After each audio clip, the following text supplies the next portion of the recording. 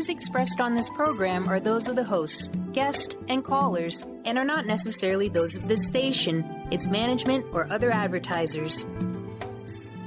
You're listening to Transformation Talk Radio.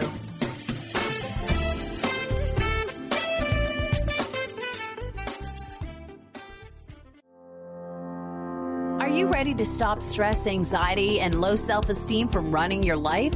Join award-winning author Dr. Friedemann Schaub from Empowerment Radio as he addresses some of the most prevailing challenges in our day-to-day lives. Find out how you can use the power of your mind to overcome self-sabotaging patterns and build a solid foundation of confidence and self-respect. Learn cutting-edge tools and approach every day with great ease, joy, and purpose. This is the time to empower yourself. Now, here's your host, Dr. Friedemann Schaub.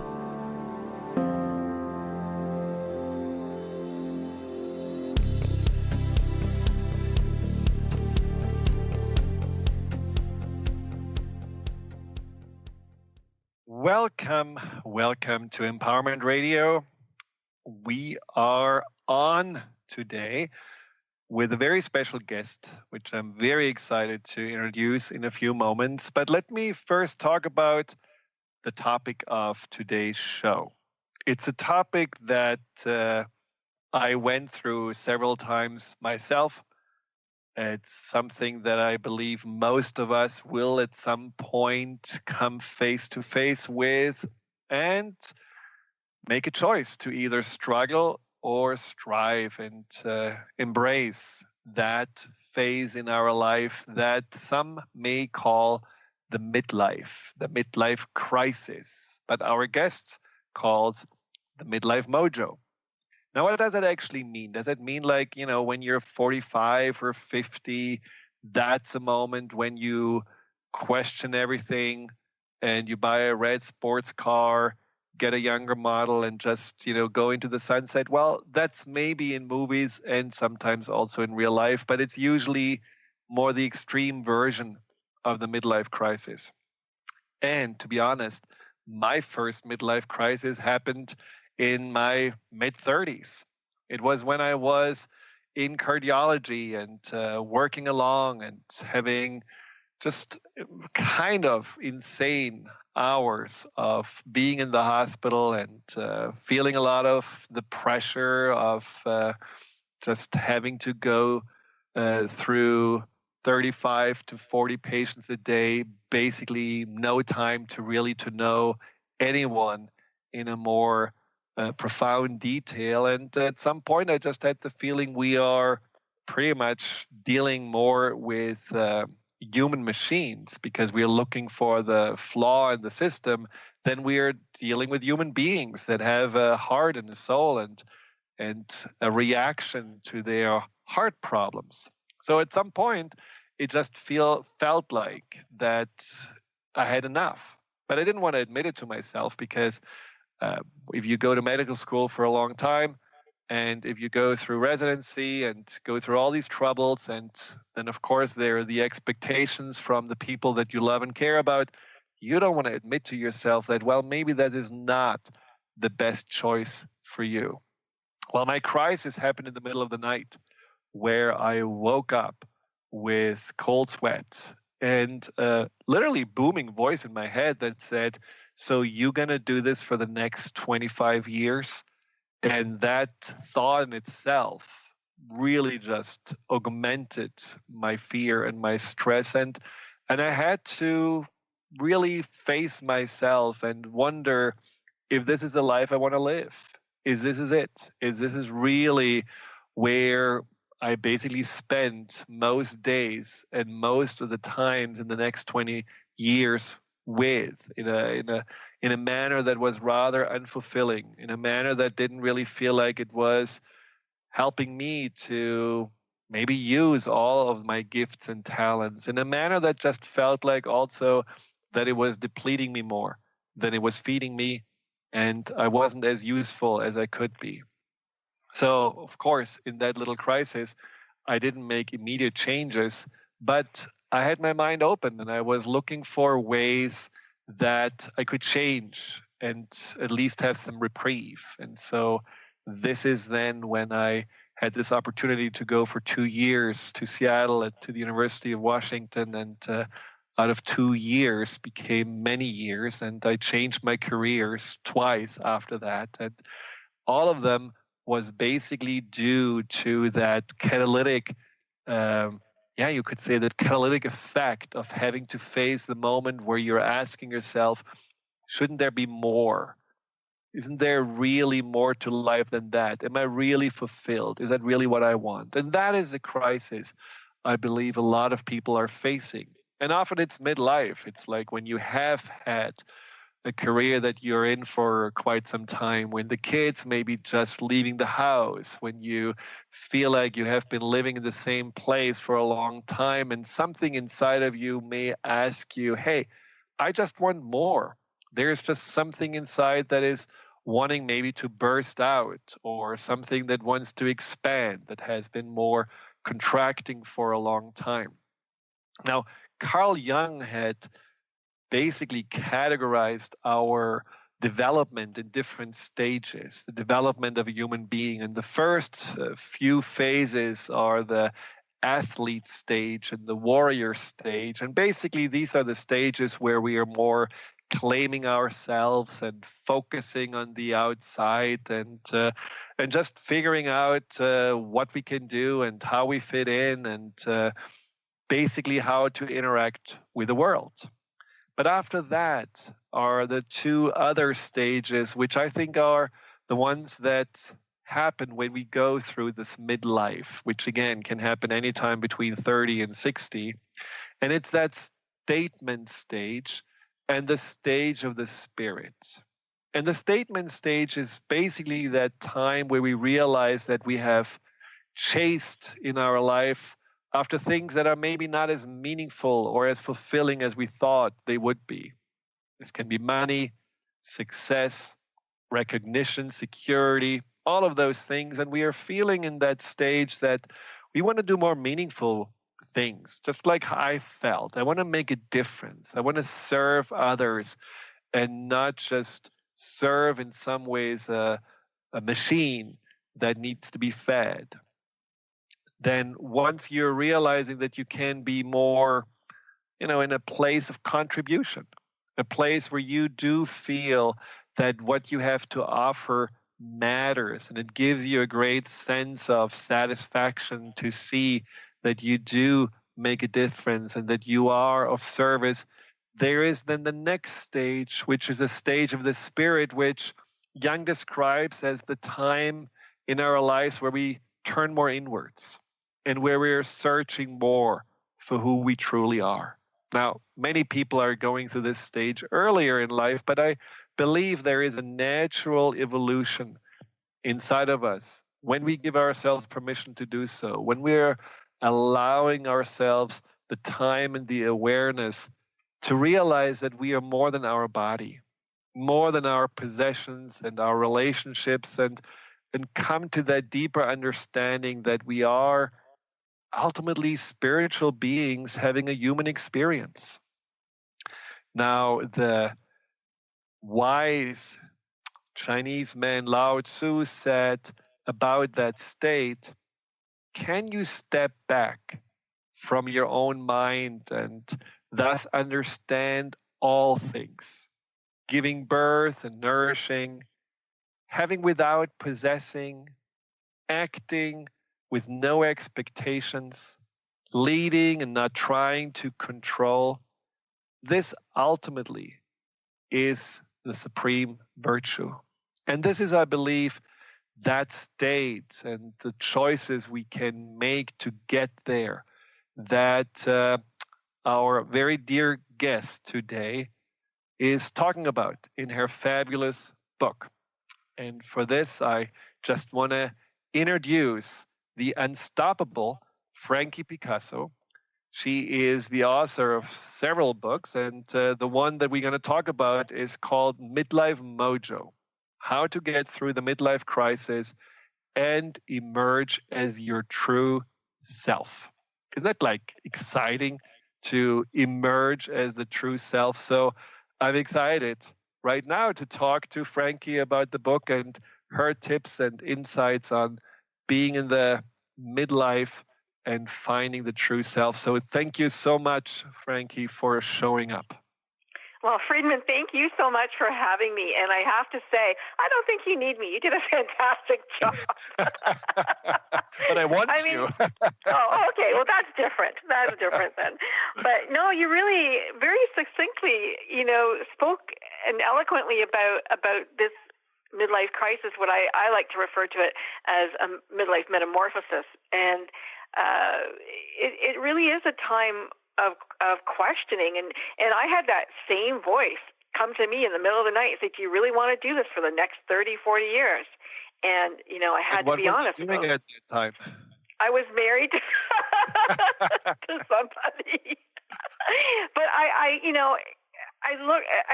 was in this marriage and I didn't want to be there. And I thought, I could have done it, and I would have for, everybody's expectations, our parents and everybody else. But I thought, do you really want to do this for 30 years, be in this? And I was like, no, totally stifled. You brought up Carl Jung, but, Kierkegaard said life can only be understood backwards, but it must be lived forwards.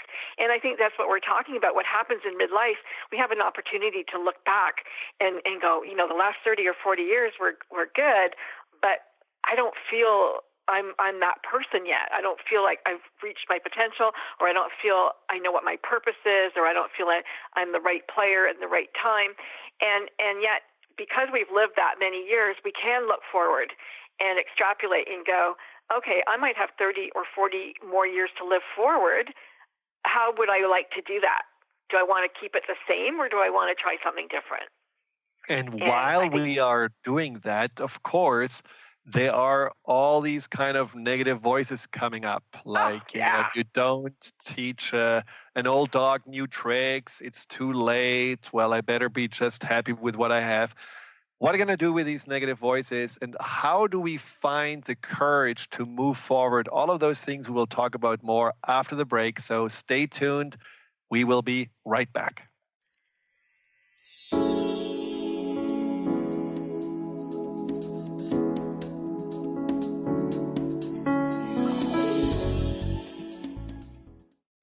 If you're dealing with fear and anxiety, you've probably noticed that the more you fight these emotions, the stronger they seem to get. Dr. Friedemann Schaub, the author of The Fear and Anxiety Solution, explains that instead of suppressing, we need to identify and resolve the deeper, subconscious root causes of fear and anxiety. His personal breakthrough program has helped thousands worldwide to overcome their emotional challenges. To learn more, visit thefearandanxietysolution.com and schedule your free consultation with Dr. Schaub now. On the cutting edge of the new mainstream, Christine Upchurch is passionate about bringing together science, psychology, and spirituality in a way that can be applied to our everyday lives for true transformation. The Christine Upchurch Show, stellar conversations to illuminate your journey, engages some of the most outstanding visionaries on the planet in lively dialogue to inspire you to become that bright light you're meant to be. Join Christine every Friday at 11 a.m. Pacific Time on KKNW, AM 1150, and Transformation Talk Radio.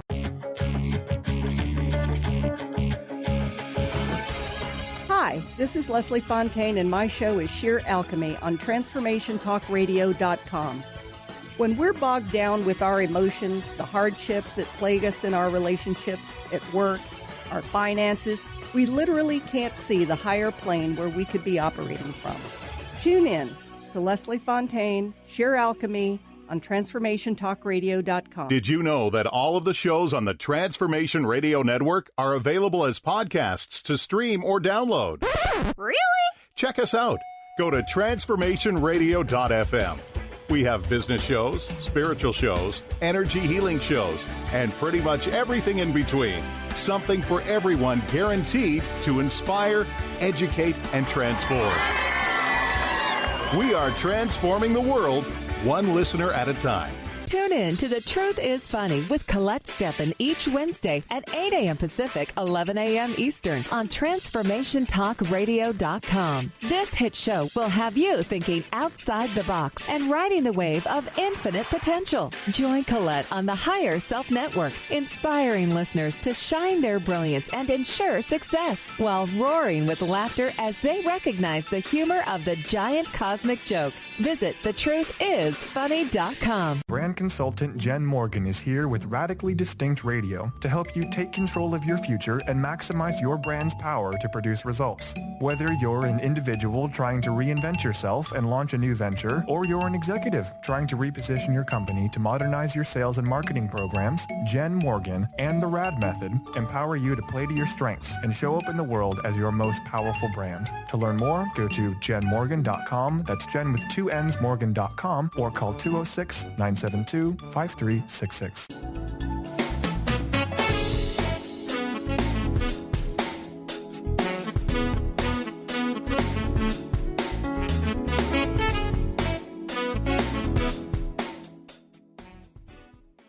Welcome back to Empowerment Radio. I am here on with Frankie Picasso, who is also called the Unstoppable Frankie, which I want to actually briefly talk about. Now, Frankie, we talk about Midlife Mojo, and you mentioned before that your crisis wasn't necessarily something that gave you immediately the mojo. It was more like a realization of not wanting to be in the marriage. But your story about this accident that happened and how you really had this moment of feeling unstoppable in the aftermath, just tell us briefly what happened, because I thought it was really fascinating to hear.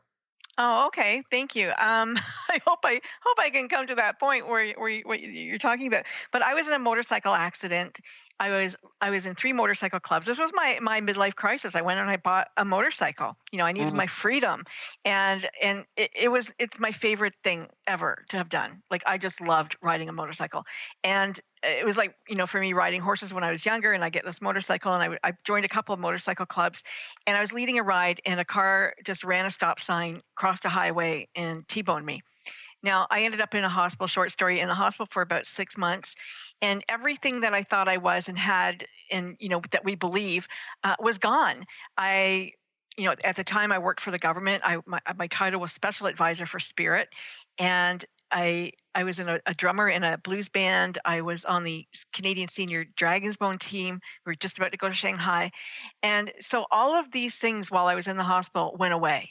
So everything I identified, I got divorced in the hospital. I lost my job in the hospital. The band came and picked up their gear. The Dragon Boat team went on to do what they were going to do. And I was left in the hospital. The only thing I had left were my children. Even my dog died, 3 days after I got home. So, and then, 2 months later, the rod that they had put in my femur, I broke like just about every bone below my waist, broke. And so I had to walk on a broken leg for a year before I could get surgery. And so all of these losses and all of these things, and I came to the realization, though, while I was in the hospital, it was a very deep spiritual journey. You've heard people talk about dark night of the soul, and I'm sure that that's what, I went through. And because just one spiritual entity after another kept popping up and meeting me just at the right time, at the right place. And it was very interesting. But where I was starting to go with this was that, the first thing, if you met me at a cocktail party, Friedemann, you might say, Frankie, what do you do for a living? Or who are you? And what do you drive? And all of these wonderful things. You're none of those things. And by me telling you what I did and what I drive and all the other things that I did, don't tell you anything about me. It's not who I am at my soul level. And I realized that my body, and you have to keep reminding your ego of this, that the body is just a car I get to drive while I'm here. It's not who I am. I don't really look like this. I only look like this right now. In another lifetime or entity, I might look different. So, it's all temporary here, everything here on Earth.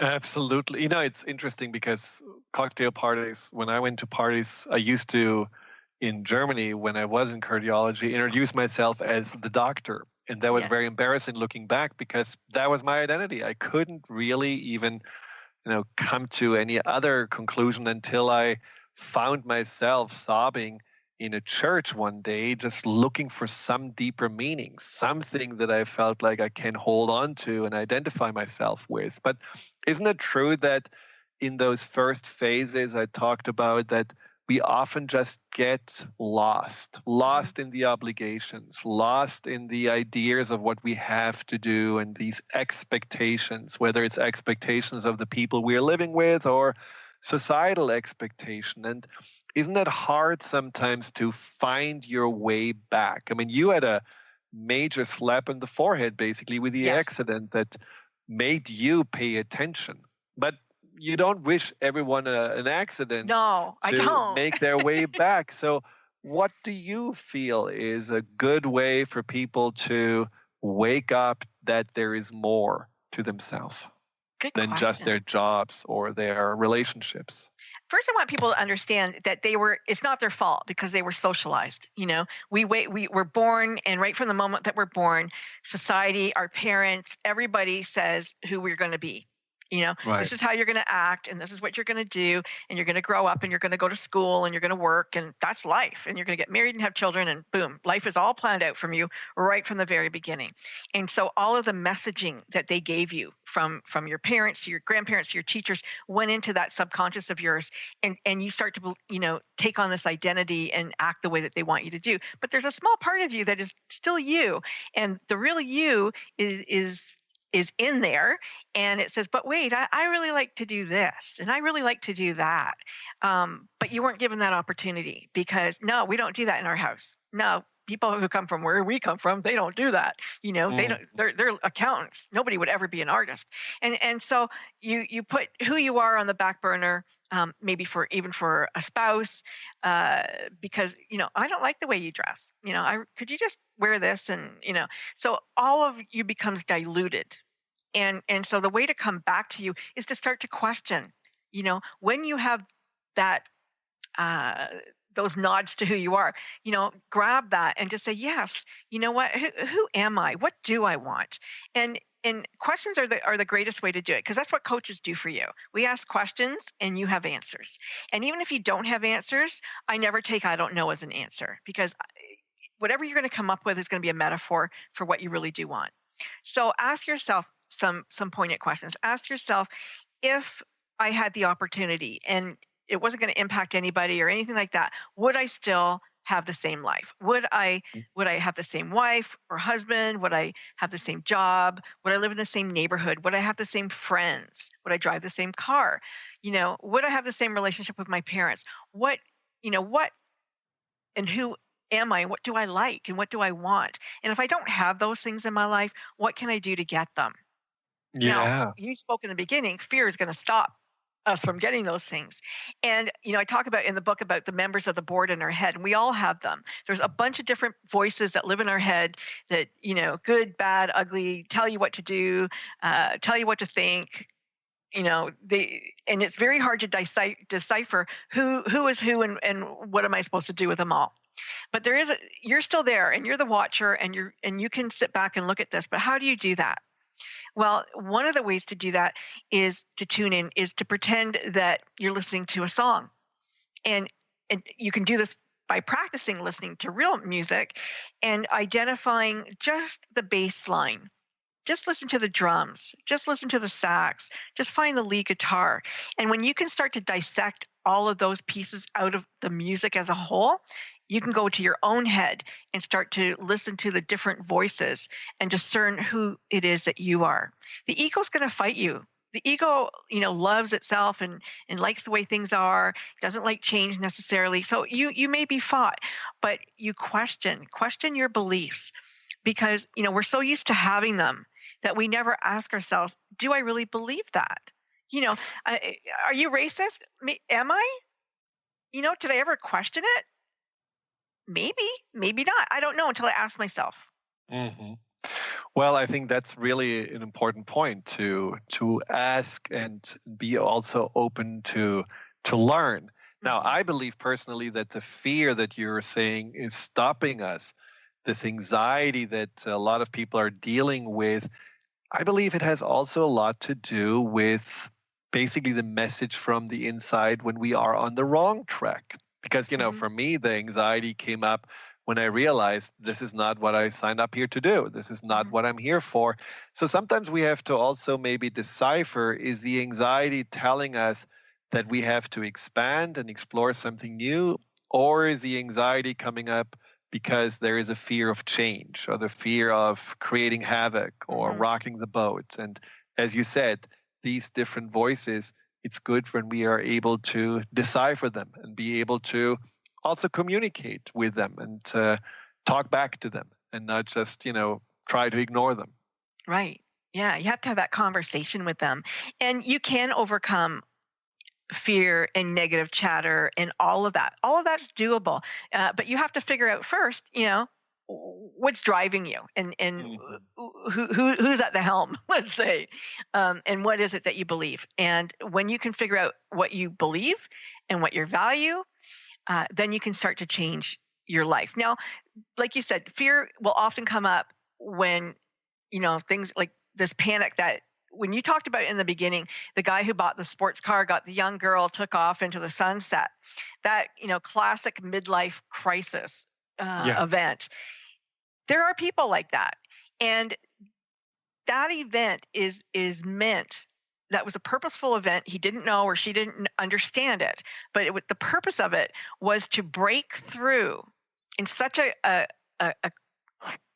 crisis kind of way. Like we talked about the crisis, the trauma, because when you're in trauma, everything is laser focused right to that one event. And so they felt they were in a crisis and needed to break free from their life that existed into something new. And the way to do that is to shock.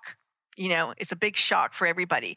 And so they explode out of their life like a bull in a china shop and try to go into something new. Now, that persona doesn't generally last.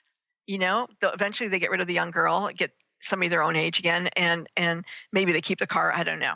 But that one event is really designed to kind of shoot them out of a cannon and break free from what I call that submission of society into finding out who they really are. Now, do we, and that's something we're going to talk about after the break, but do we need to, if we are facing this crisis, really shake it all up, turn ourselves upside down and just let it all fall as it falls? Or is there a more maybe elegant and not as radical way to still have the same outcome? So when we come back, we will talk more about that and much more with the fabulous guest, Frankie Picasso, who, by the way, also has her own radio show. It's called The Good Radio Network, and we'll talk more about how you can find it also after the break. So stay tuned. We'll be right back.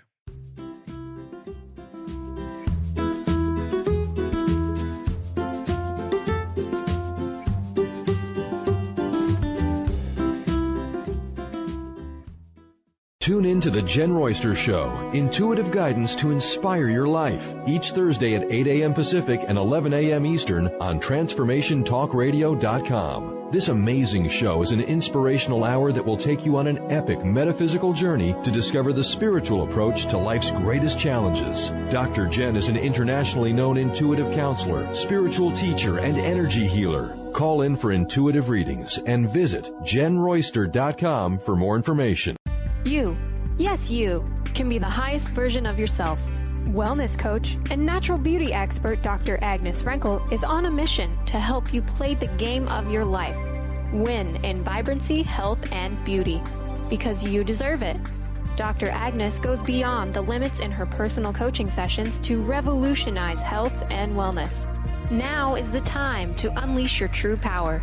For more information, visit dragnesfrankel.com. Are you ready to stop stress, anxiety, and low self-esteem from running your life? Join award-winning author Dr. Friedemann Schaub for Empowerment Radio and learn breakthrough solutions to switch out of survival mode and approach every day with great ease, joy, and purpose. Tune in the first and third Wednesday at 11 a.m. Pacific to Empowerment Radio with host Dr. Friedemann Schaub on Transformation Talk Radio. Visit thefearandanxietysolution.com to learn more. Hi, this is Carol Dorian, here to tell you about the new and improved Spiritual Diagnostics, coming to you every Tuesday at 2 p.m. starting April 25th. We will be having new amazing guests. We will have new spiritual topics for the new year. So look out for our new revamped show, Spiritual Diagnostics, Psychic Answers and Spiritual Solutions, April 25th at 2 o'clock. Get ready to experience Truth Talk Radio with host Deb Acker. Tune in to Truth Talk Radio each Wednesday at 3 p.m. Pacific on TransformationTalkRadio.com to illuminate the truth in your daily life as you experience life, love, and abundance from a whole new perspective. This hit show will leave you feeling lighter and bring you into a place of infinite possibilities every day in every way. Visit TruthTalkRadioshow.com for upcoming transformative topics and guests. What if your body and mind were the compasses to the secrets, mysteries, and magic of life? Glenna Rice, co-host of The Questionable Parent, is inviting you to access all that is possible. Glenna is a 10-year certified veteran access consciousness facilitator who offers an amazing variety of life-changing classes and workshops. Work with Glenna from anywhere with teleclasses and workshops all over the globe. To learn more and see Glenna's current schedule of events, classes, and workshops, visit glennarice.com.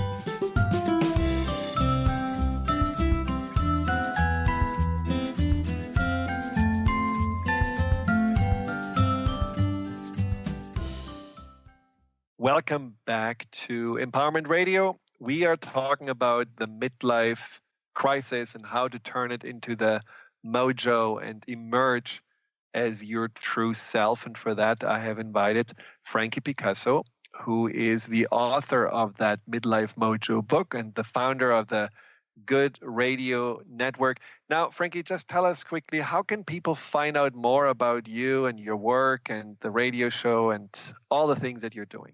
Well, my big project right now is the Good Radio Network. And the Good Radio Network is a platform, a socially conscious platform for talk radio. And I have two shows, Mission Unstoppable and Frankie Sense and More. And they're different. And one is a variety show. Frankie Sense is more of a variety show, but they're aligned with the United Nations global goals. And I really like to make sure that I have nonprofits on because I want to help people change the world and support them in a way that I can do it. And that's, through giving them a voice. And how can people tune into this show? They can go to thegoodradionetwork.com. All the shows are on there. I have other hosts as well. And they can just listen, or they can write to Frankie at thegoodradionetwork.com. They can write to me there. I'm also an artist, and I do paintings for people, custom paintings, and the money goes to pay for cleft palate surgery for children through Mercy Ships, or VVF surgery for women who have this fistula, and easy fixes for things that are very disheartening. So I encourage people. Yeah, it's on Fine. You can look me up on Fine Art America. If somebody wants a painting. Well, thank you. Well, if you have any questions for Frankie or me, call in at 888-418-6898. That's again 888-418-6890. 90. And you can also, of course, leave a message on the chat board on transformationtalkradio.com. So we just talked about before the break how the riding in the sunset with the younger model and the sports car is one way of shocking the world and maybe oneself even, and breaking through and breaking out of the constraints of the world or the life that seems too small. And I was wondering, are there also more elegant or more docile ways to go through this midlife and still make meaningful changes and find yourself without having to turn everything upside down? Absolutely. There are. And I love how you say an elegant solution. I like that. I think that people who are craving and beginning to crave something more, and maybe they don't understand what that is, but I would encourage you to, to find a coach, a life coach, or some kind of counselor or therapist to help you understand what it is that you're feeling. Now, I want people to understand what Mojo is. Mojo comes from the Congo, and the Congolese word is moyo, and that word means life force.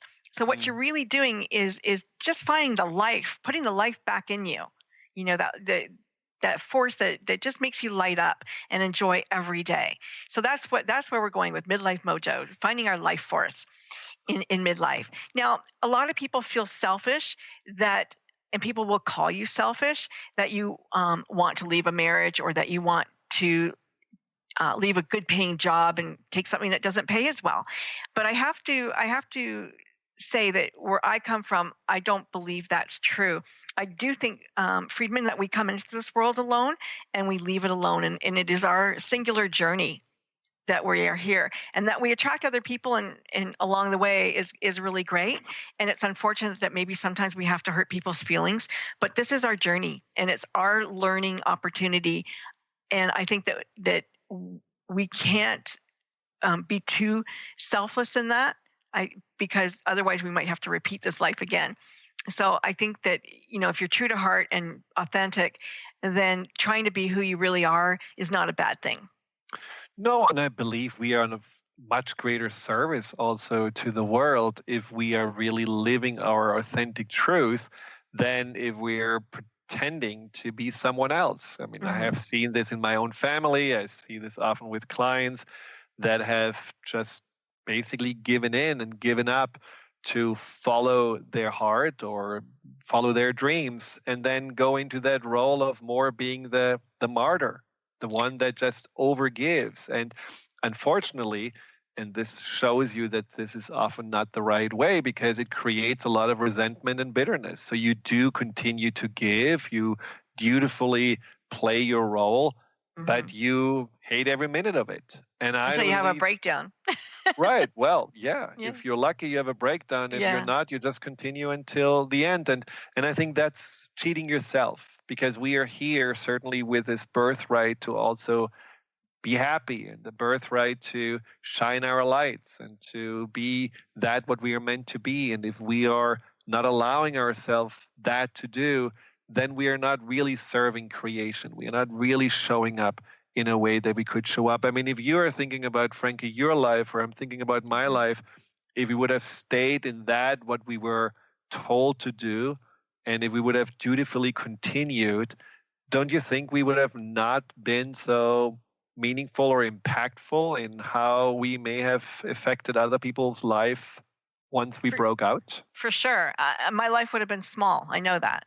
And I can imagine, and, maybe for a minute, that your mom, I have a cardiac surgeon for a son, and that's very exciting. And when you tell her, I'm not going to do that anymore, it might have been a little disheartening for her. And not that she doesn't love you and not anything, but, they're our parents' expectations for us. And for them, it was a big, big deal. And for you, it's like, you know what?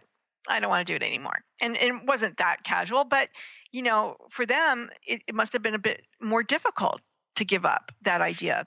Well, my mother actually understood it very well, because she lived a life where I think she had bigger dreams for herself that she then allowed herself to have. And that's one of those things that I find, shining example on how I didn't want to end up, because my mother really was a wonderful but also an overgiving person who, until the end of her life, had just served more others and really looked after herself and her own happiness. And that's unfortunate, especially because you see that someone with such a big heart deserves to have more happiness in her life. So I think she was happy for me that I saw this was not right for me and moved beyond it. Yeah, my mom, also did not have a happy life. She definitely wanted more from her life than she was able to have, and she was just probably born at the wrong time. She had her master's in economics, and she just, when she married, my dad and her former husband, she was expected to play a housewife role and be a mom and stay at home and look after things. And my mom wanted to run companies. And I think that was when she finally got divorced. She said, her girlfriends go, come on, let's go find a guy. Let's get a facelift. Let's go do all this stuff. And she's like, I never want another man, ever. I don't want anyone ever telling me again what to do. And she went to work and ran a company and loved it in the end. And so I think that, everybody, she would have probably been the first person to say, yes, go off and do what you really want to do, because it is hard to live somebody else's dream. And a lot of, women in the past did live their husband's dream for himself, not for herself. They gave up whatever wants or desires they had for somebody else. And so I do believe that we're allowed to have our dreams and we're allowed to fulfill them. Now, for me, what I really wanted to do when I was 9 years old was be on the radio. And I had forgotten that. And I sent away for the National Institute of Broadcasting Records. And I wanted to be a veterinarian and a jockey and a radio host. but and I still want to be a veterinarian today. I go, do you think I could go to school? Am I too old? But, because I try everything. I like to do everything. I'm a, permanent student. But I almost forgot about that dream until one of my students at the International Coach Academy said to me, I'm going to start a radio show. Would you like to join me? And I'm like, yes, I would. I really would. And it brought all that dream back for me. And so oftentimes when I work with people, and I'm sure you do the same, we go back to their child and go, what is it that you really wanted to do? Who did you want to be? I loved art when I was a kid, but I didn't paint until I was 50s. I loved all of these things, but they didn't come back around until my midlife. Well, this is interesting because I do believe that we forget the dreams of our childhood, and I believe that those dreams are not gone. They are still existing inside of us, and there is a reason why they are there. They're like the seeds that we brought into our lives often, and I think that's something that we want to honor and really make sure that they eventually come to fruition. Mm-hmm. But what I'm wondering is, and we talked in the break about it. Now, in order to be able to find your true self, and Justin, we're just going to skip the break. In order to really come to your true self, we have to get out of our heads. Mm-hmm. Because if we are, looking at our day-to-day lives, there is a lot of maneuvering, rationalizing, trying to figure things out, living more in a place of logic. Our emotions are almost in the way, and we are not really connecting to our feelings and maybe our intuition or that what our heart is telling us. So what would you suggest, or what did you find was helping you or helping your clients to find a way to just let the head be the head and go a little bit more deeper and deeper and closer into the heart, which ultimately is the source of our true self? Mm-hmm. One of the things I like to tell my clients is that their body is a giant bioprocessor. And so I'll often say, well, where do you feel that? When you tell me something, where do you feel that? And people are so afraid to feel. And right. I had, one gentleman go, I'll call you back in a couple of hours on that. And he called me back. He goes, I don't have any feelings. I go, yeah, you have feelings. They're numb. They're numb right now, but you do have them. And so we need to get in touch with those feelings and find out, why does something resonate or not resonate in your body? And, I don't know. It came up on the weekend about the work of Dr. Mojo with the water. And his experiments with water about putting kind words and beautiful words and negative words on water. And what came out of that for me was our body is 75% water. And when we talk to ourselves in a disparaging way, is it any wonder that we have disease? Because we're affecting everything inside of us. So we need to go inside us. And one of those things that I said, ask yourself questions. Mm-hmm. We have to ask ourselves questions, and we are committed in ways that we don't even understand to outcomes that we don't understand why. And what I mean by that is we have what in coaching terms is called an underlying automatic commitment. So if your life isn't the life that you want, look at why those things aren't showing up in your life. And maybe you're committed to a different outcome, a secret outcome that you don't know about because it's internal, it's in your subconscious. And so everything that we do and every way that we go about living our life in the ways that we do it are destined by ourselves or by our subconscious. And so what I mean by that is if I react or act to stimuli in a certain way, it's because it's been programmed in me to do that. And can I change that? Absolutely. I can create a new neural pathway in my brain and react differently to stimuli than I do right now. But I have to find out, who am I and who do I want to be? And the only way to do that is to ask yourself those questions. And they can be very hard to ask, and maybe you need someone to bounce those off from. But you have to challenge your beliefs and ask yourself, whose voice do I hear when things happen to me? Right.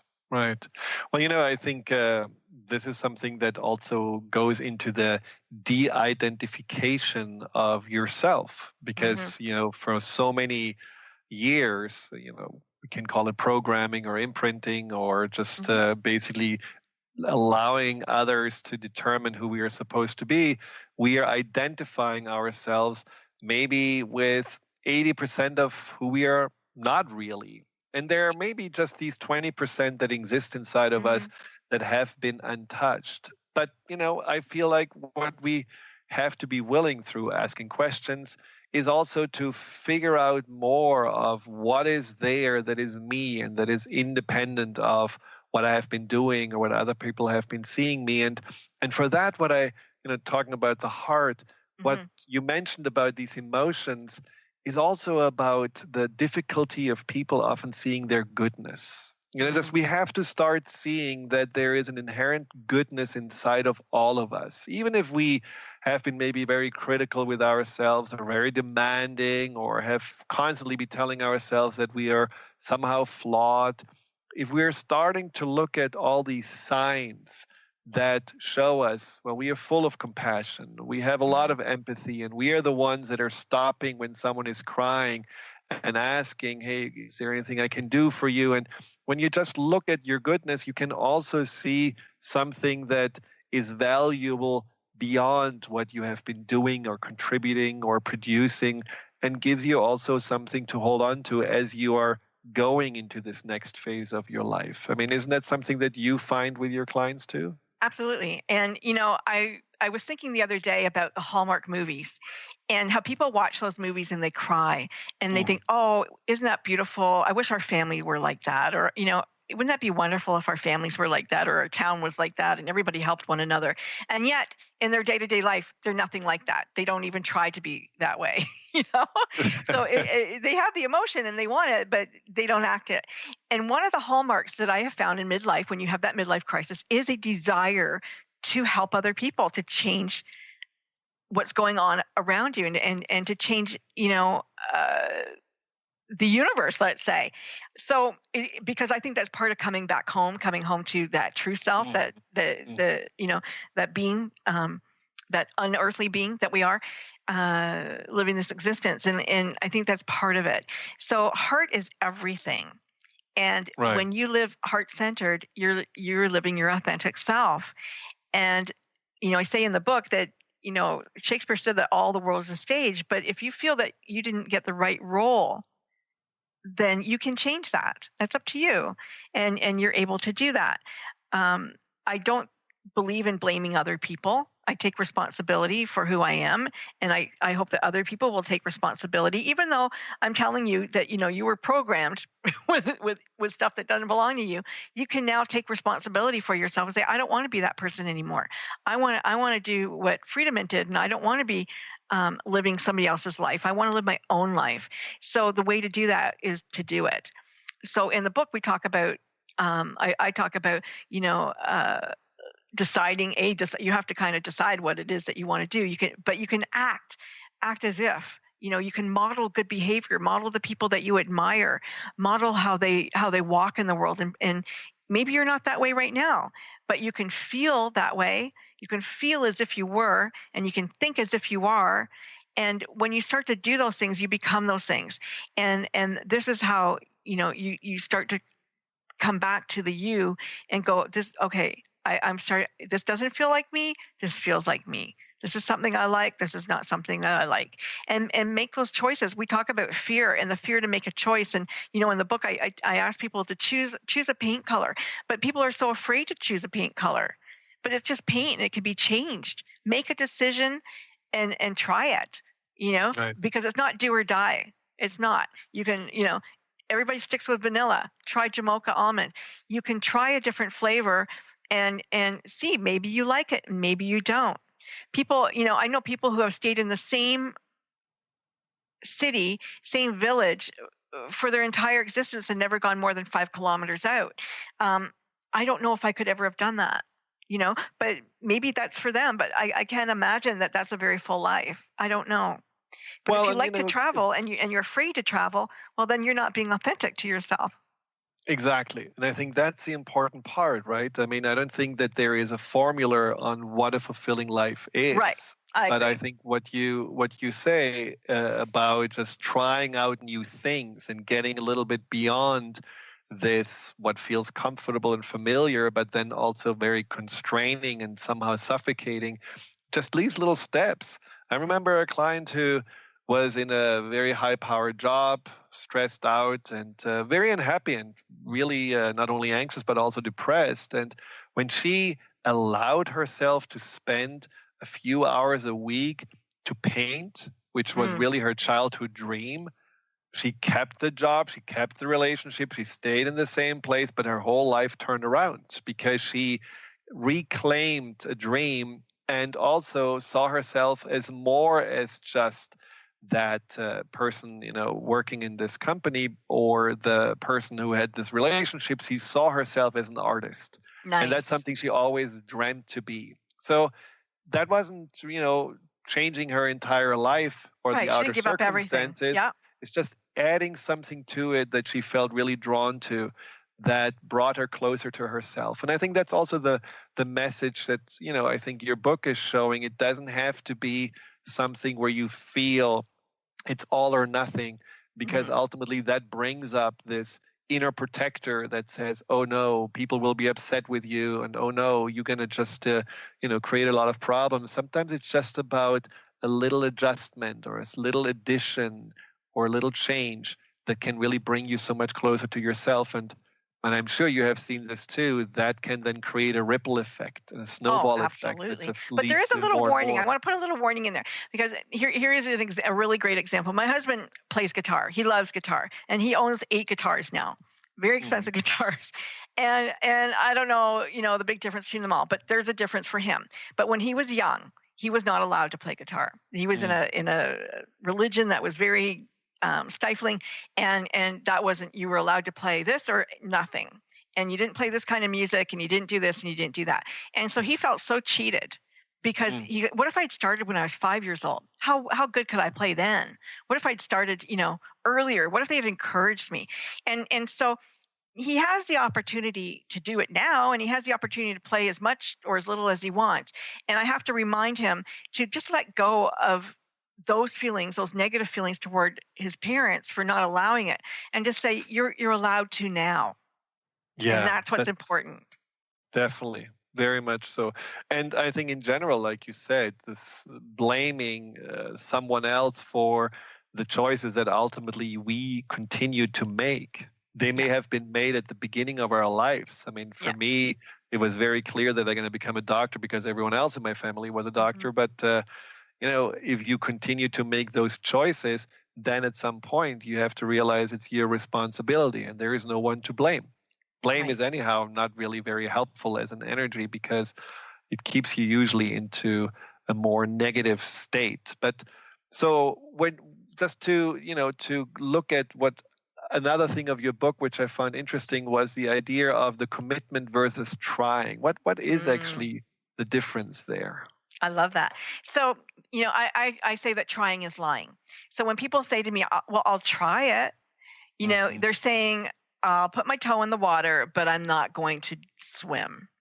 And when you really want something from life, when you really, really want something, you have to commit to it. And that commitment is a vow, and it's sacred, and you're going to be all in. Just like you commit to, to a wife or a spouse or whatever, you're going to commit to being the best version of you. You're going to commit to getting through school. You're going to commit. Like, I really want people to be unstoppable. And the way to do that is to commit. So when you say, I'm going to try, here's a perfect experiment. Pick up a pen, try to drop it. Just try. If you drop that pen, you didn't try, you did it. So there is no trying. Trying is lying. When parents say to their kids, well, I'll try to pick that up for you, they're not going to get it. They're not going to get it. Yeah. Well, it's interesting because, in some ways you would argue that would say that when you commit, you can never, ever stay in bed and don't do it because you committed to it. I mean, isn't that a little harsh? Oh, no. You know what? No, nothing says that you can't do other things or try it or commit to it and then it didn't work out for you. You committed to becoming a doctor. You did it. Okay, done. Yeah. I finished with that. I can commit to something else now.